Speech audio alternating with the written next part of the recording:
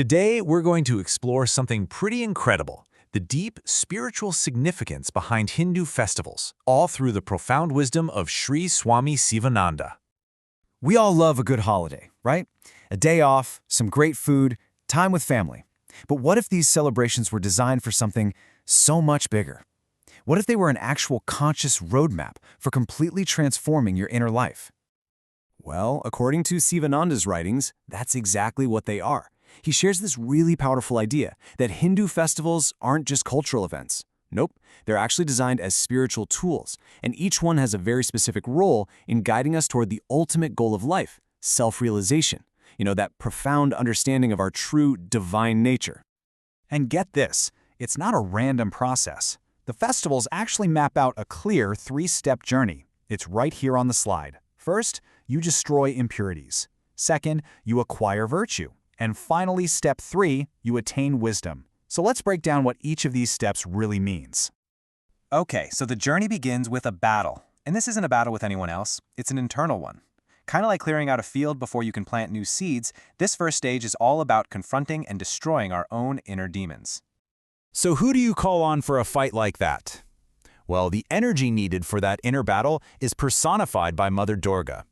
She represents that supreme, fierce, unstoppable power you need to fight and completely annihilate what Shivananda calls our baser animal qualities. All those parts of ourselves we all struggle with. And we see this theme pop up in very specific festivals. Think about the huge bonfires of Holi.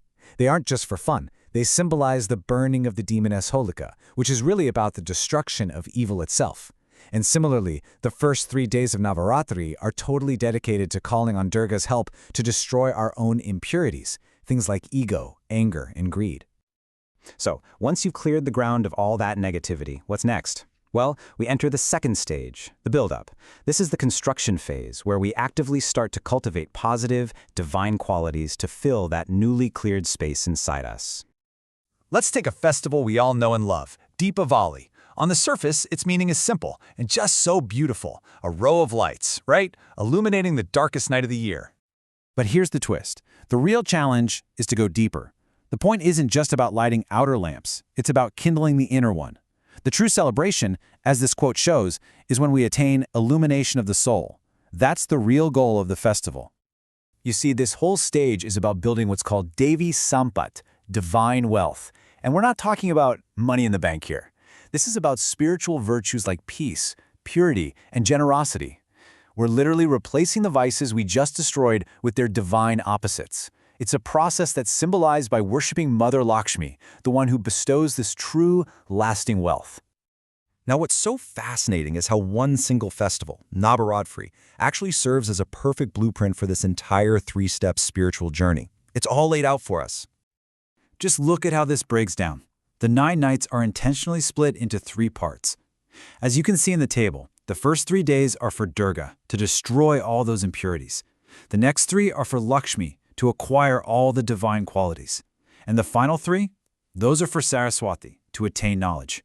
It's like a complete spiritual workout, all condensed into 9 powerful nights. And that brings us to the final, ultimate goal of the entire journey. After all the purification, after all the cultivation, you finally become ready to receive the grand prize, divine knowledge itself. And for that, we turn to Mother Saraswati. As the embodiment of divine knowledge, she's worshipped on the final days of Navaratri. It's said that she's the one who grants full knowledge of the self, that ultimate understanding of who we truly are. And this theme of attaining wisdom isn't limited to just Navaratri. The festival of Guru Purnima is dedicated entirely to this stage. It's all about honoring the spiritual teacher, the guru, who illuminates the path to wisdom for the student. So you've fought your inner demons, you've built this beautiful divine character, and you've received supreme knowledge. What could possibly come after all that? Well, a celebration, of course, a big one. And that celebration has a name. The day right after Navaratri is called Vijaya Dasami, the 10th day of victory. This is described as the soul's triumphant celebration. It's like a victory lap for completing the entire journey, for finally overcoming the demon of worldliness and achieving total liberation.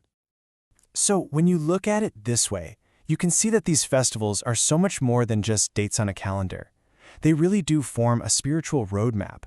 They offer this incredibly structured path from where we are to where we could be, which I guess leaves us all with a final thought to consider. Where are you on the journey?